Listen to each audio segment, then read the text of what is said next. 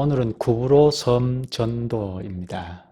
드디어 제1차 전도 여행이 시작이 되었습니다. 바나바와 사울 일행이 첫 행선지로 지중해 한가운데 있는 큰 섬인 구브로 섬으로 가서 전도한 것입니다. 오늘 본문에 그 사실을 자세하게 말하고 있는데, 특히 그 섬을 통치하고 있는 총독이 하나님의 말씀을 받았다 하는, 그리스도를 믿었다 하는 내용을 아주 자세하게 소개하고 있습니다. 총독이 하나님의 말씀에 가르침을 받고 회심했다는 겁니다. 그런데 바나바와 사울의 가르침을 받았는데 총독은 주의 가르치심에 놀랐다고 합니다. 이것이 오늘 생각할 주제가 되겠습니다. 바나바와 사울이 가르쳤으니까 사람의 가르침에 놀랐다고 할 수 있지 않습니까? 그런데 하나님의 말씀을 가르침 받아서 주의 가르치심에 놀랐다고 합니다. 하나님의 말씀만 가르치는 건 또 아니거든요.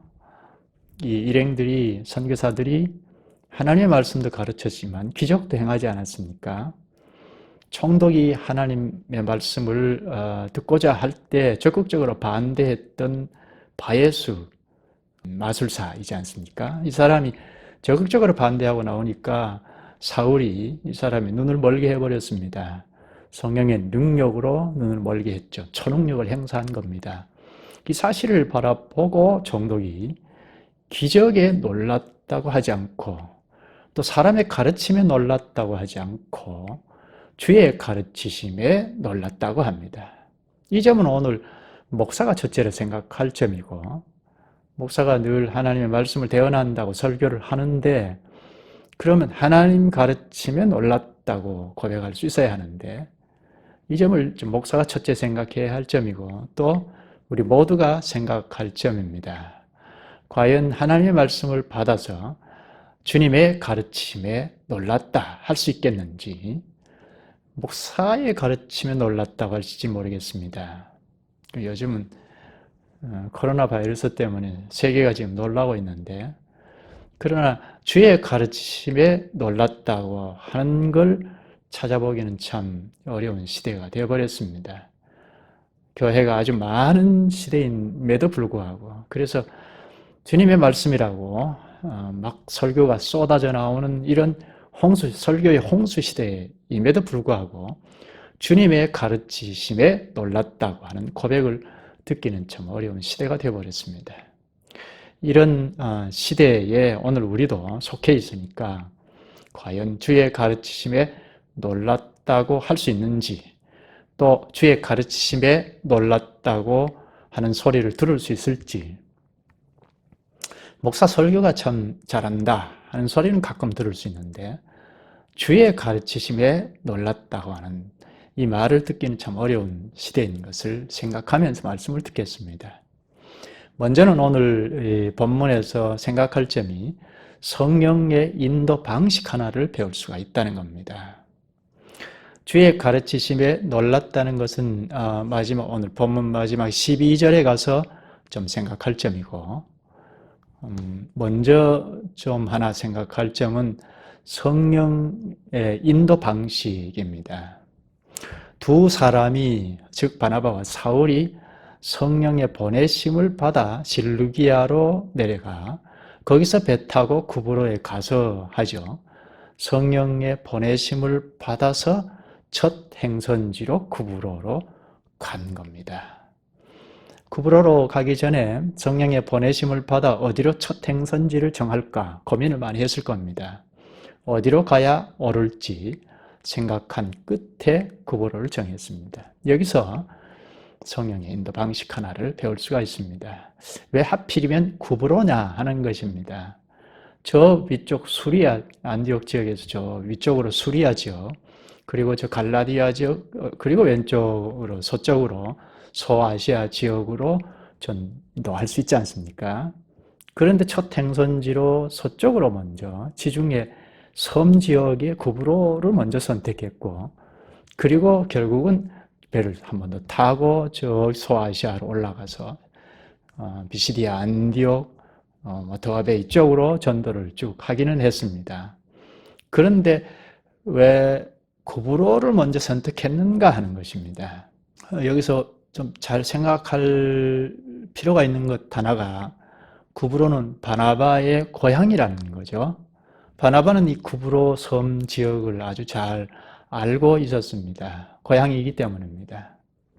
그리고 스데반의 일로 일어난 환란으로 말미암아 흩어진 자들이 베니게와 구브로에 가서 정착해서 살고 또 복음을 전했습니다.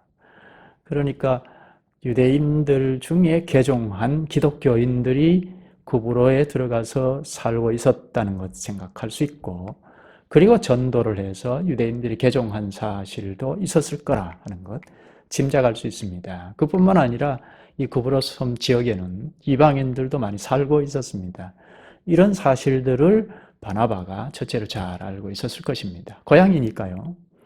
그리고 이 구브로는 길리기아 도의 한 관할 지역이거든요. 그런데 사울은 길리기아 도의 수도인 다소 출생이거든요. 다소에서 자랐으니까 이 같은 도에 있는 구브로 섬도 그리 낯선 곳은 아닐 것입니다.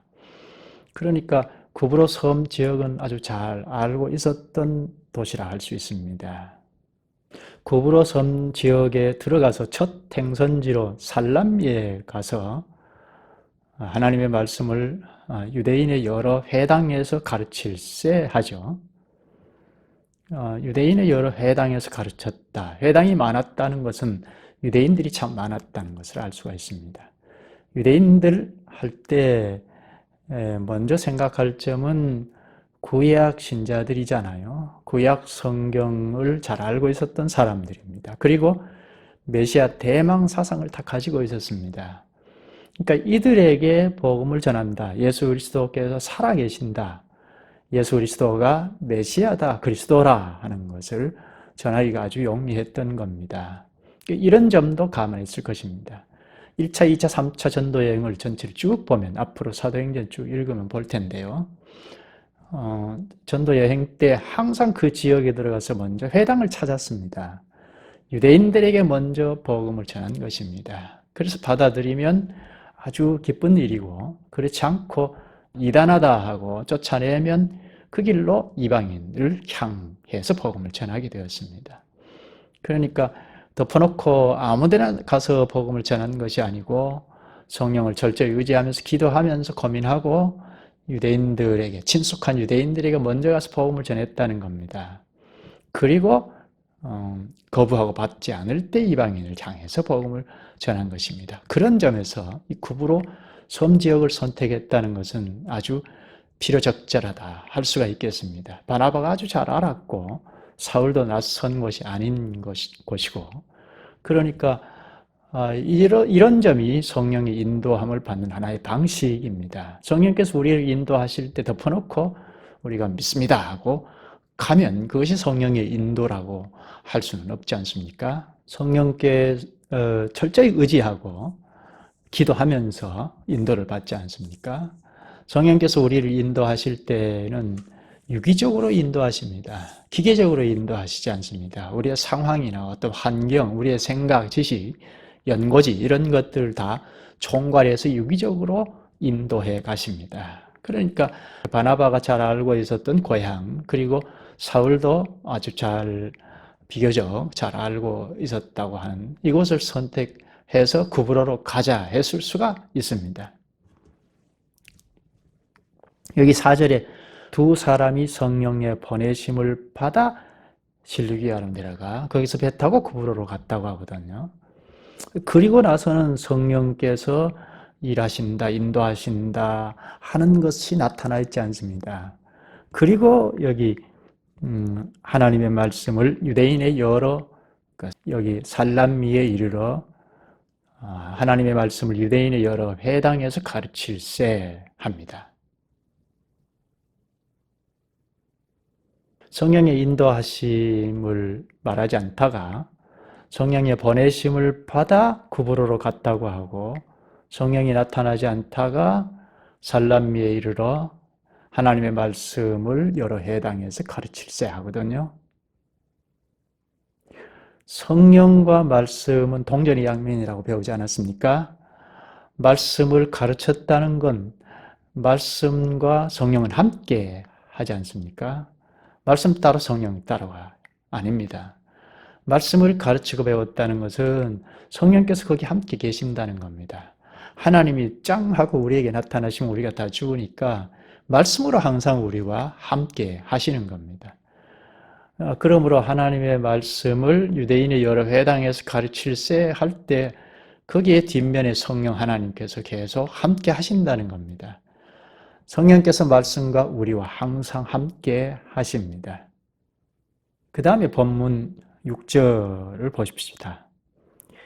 온 섬 가운데로 지나서 바보에 이르러 바예수라 하는 유대인의 거짓 선지자인 마술사를 만나니 하죠. 온 섬 가운데로 지나 바보에 이르러 온 섬 가운데로 그냥 지나갔다는 말이 아니고 지나가면서 복음을 전한 겁니다. 하나님의 말씀을 전하면서 지나간 겁니다. 이 살람미에서 바보까지 한 144km쯤 되는데요. 그리로 쭉 관통해서 지나가면서 하나님의 말씀을 가르쳤다는 겁니다. 성경 기록이 그렇지 않습니까? 일일이 다 기록하지는 않죠. 꼭 필요로 한 것만 선택해서 기록했는데 쭉 지나가면서 하나님의 말씀을 전하고 바보에 이르렀다는 겁니다. 그런데 바보에 당도하자 총독을 만나게 됩니다. 그 다음 7절을 볼까요? 그가 총독 서기오 바울과 함께 있으니 여기 그는 바예수 마술가이죠. 그가 총독 서기오 바울과 함께 있으니 서기오 바울은 지혜 있는 사람이라 바나바와 사울을 불러 하나님의 말씀을 듣고자 하더라. 저자인 누가는 이곳에 통치자의 칭호와 이름을 밝힙니다. 총독이라고 하고 서기오 바울이라고 하죠. 총독은 우리가 얼른 생각하기는 빌라도 총독을 생각하지 않습니까? 그런데 빌라도 총독과는 좀 달리 생각해야 합니다. 빌라도는 유대 관할을 하고 있는 빌라도는 당시 황제가 보냈기 때문에 위에서 가르치는 대로 잘 수행하면 됩니다. 그러나 이 서기오 바울은 당시 원로원들이 보낸 총독입니다. 그러므로 좀 정권 대사처럼 권한이 있고 자율권이 있다고 할 수 있습니다. 스스로 통치권을 가지고 구브로를 통치하고 있었던 겁니다. 구브로를 통치하는 대통령 같은 사람이 바나바와 사울을 불러 하나님 말씀을 듣고자 했다는 것은 아주 희망적이지 않습니까? 구브로 섬을 다스리는 대통령이 예수 그리스도를 믿게 된다면 그 영향이 좀 클 것으로 보입니다. 그런데 이 총독과 함께 있는 바예수라는 마술사가 있습니다. 이 바예수는 총독에게 빌붙어서 살아가는 마술사입니다. 여기 유대인이면서 거짓 선지자인 마술사라고 하죠. 보면 6절에 말하죠. 바예수라 하는 유대인 거짓 선지자인 마술사라고 합니다. 바예수란 바리예수, 즉 구원의 아들이란 뜻입니다.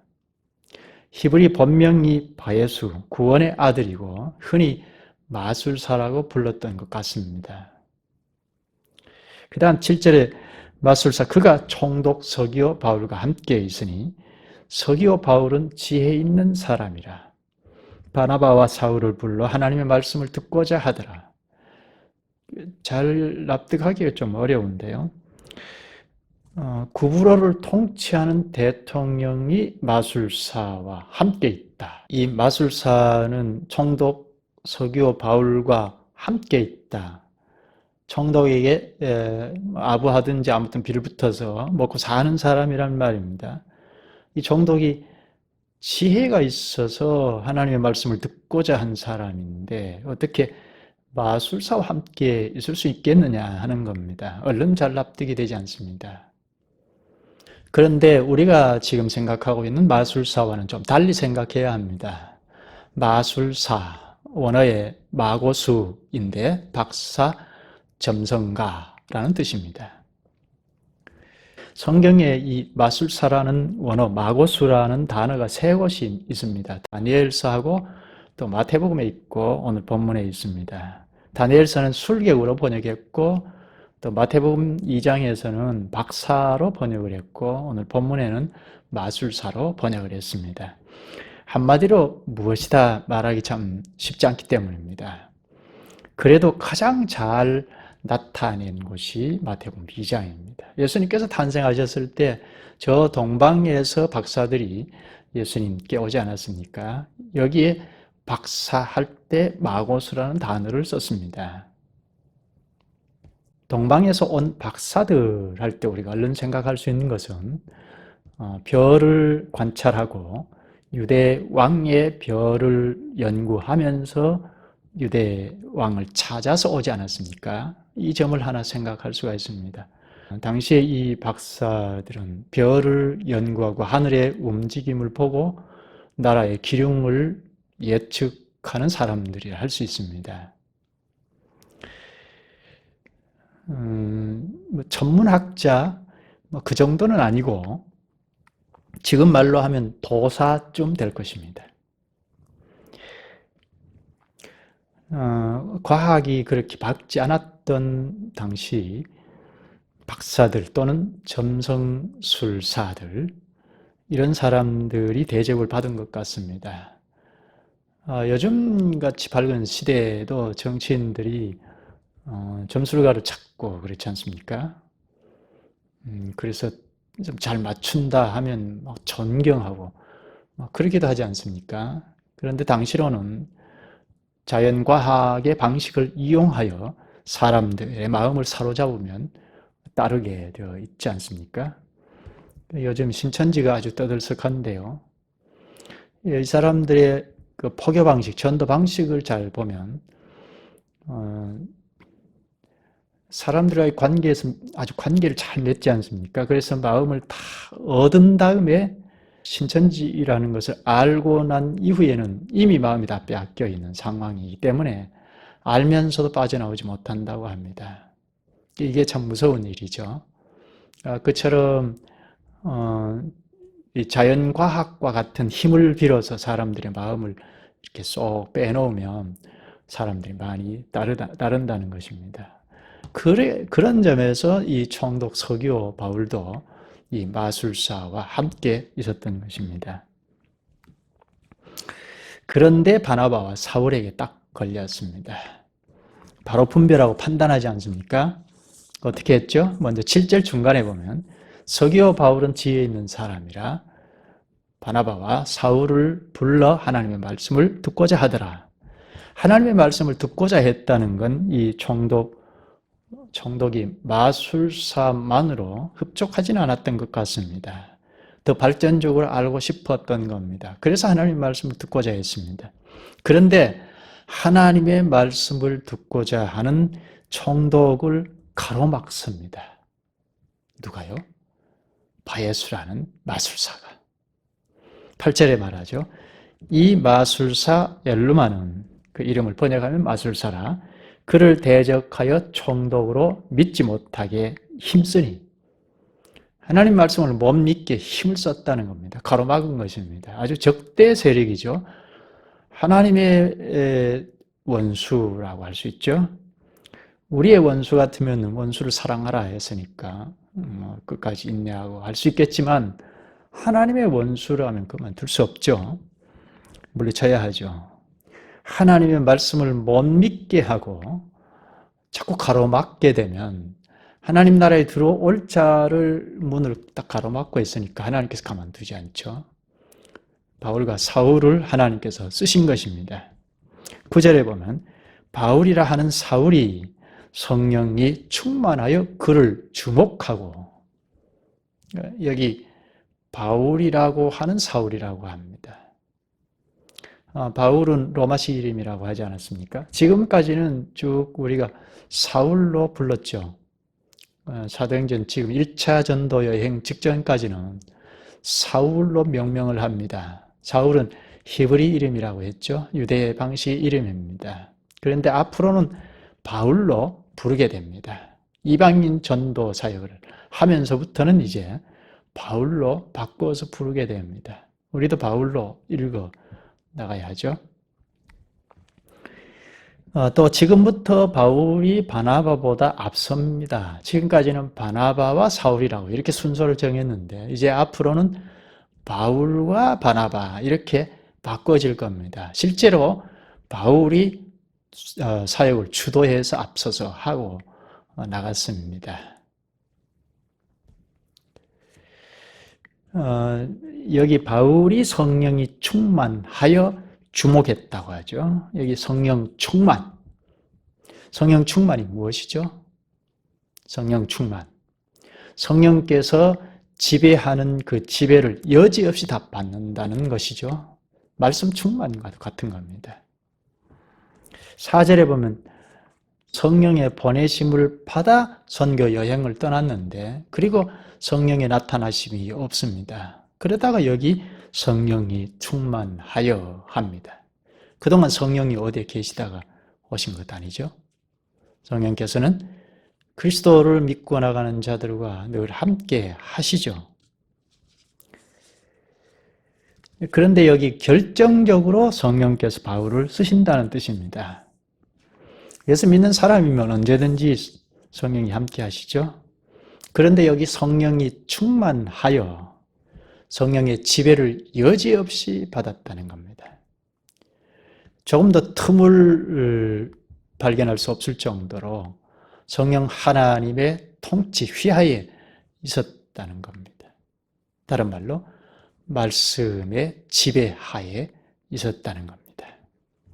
성령의 다스림을 여지없이 받은 그 현실은 10절, 11절입니다. 보면 10절을 먼저 볼까요? 이르되 모든 거짓과 악행이 가득한 자요. 바예수 마술사에게 지금 저주하죠. 모든 거짓과 악행이 가득한 자요. 마귀의 자식이요. 모든 의의 원수여. 주의 바른 길을 굽게 하기를 그치지 아니하겠느냐. 그쳐라 합니다.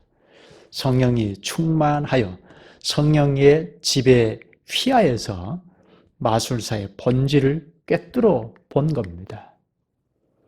바울이 자원에서 이렇게 무슨 관찰력이 있어서 이렇게 꿰뚫어 볼 수 있었던 것이 아니고 이건 초능력이죠. 성령의 충만한 지배하에서 꿰뚫어 볼 수 있었던 겁니다. 성령께서 빛을 비추시니까 마술사의 본질을 밝히 본 겁니다. 그래서 모든 거짓과 악행이 가득한 자요. 아주 직언을 했죠. 분노하면서 직언을 한 겁니다. 모든 거짓과 악행이 가득한 자요. 마귀의 자식이요. 모든 의의 원수요. 분노하면서 정면으로 지적을 합니다. 하나님의 원수니까 견딜 수 없었던 거죠. 모든 거짓과 악행이 가득한 자요. 마귀의 자식이요. 모든 의의 원수요.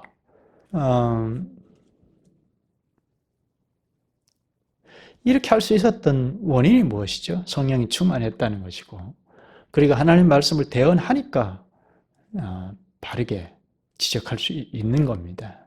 하나님을 대언하는데 그 말씀을 못 믿게 하고 방해하고 적대 세력으로 딱 가로막으니까 그것을 지적하고 제거하지 않을 수 없었던 거죠. 마술사의 죄를 지적한 겁니다. 주의 바른 길을 굽게 하기를 그치지 아니하겠느냐 합니다. 그쳐라. 주께서 하시는 일을 가로막았으니까 이건 성령 해방죄이죠. 그래서 그쳐라 합니다. 그리고 믿고자 했던 총독을 가로막았기에 11절에 저주를 내립니다. 믿고자 하는 총독을 가로막았으니까 하나님 나라에 들어가려고 하는 문을 딱 가로막았으니까 저주를 내린 겁니다. 11절에 저주를 내리죠. 마술사의 눈을 멀게 해버렸습니다. 앞을 볼 수 없게 되어버렸습니다. 이것이 성령 충만하신 결과이죠.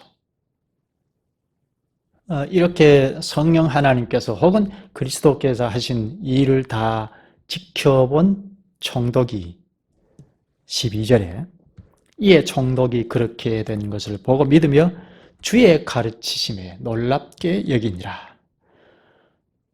초능력을 보았지 않습니까? 그런데 기적에 놀랐다 하지 않고 사람들의 가르침에 놀랐다 하지 않고 주의 가르치심에 놀랐다고 합니다. 이게 말씀의 능력이죠. 기독교의 능력입니다. 교회의 능력입니다. 지금 세상 사람들이 무엇에 놀랍니까? 현재는 코로나 바이러스 때문에 전 세계가 놀라고 있죠. 우리는 무엇에 놀라고 있습니까? 주의 백성인 우리는, 목사인 저는 무엇에 놀라고 있는가 생각할 점이죠. 특히 여기서 세상 사람들이 교회인 우리를 볼 때 놀라고 있는 것이 무엇일까 하는 겁니다.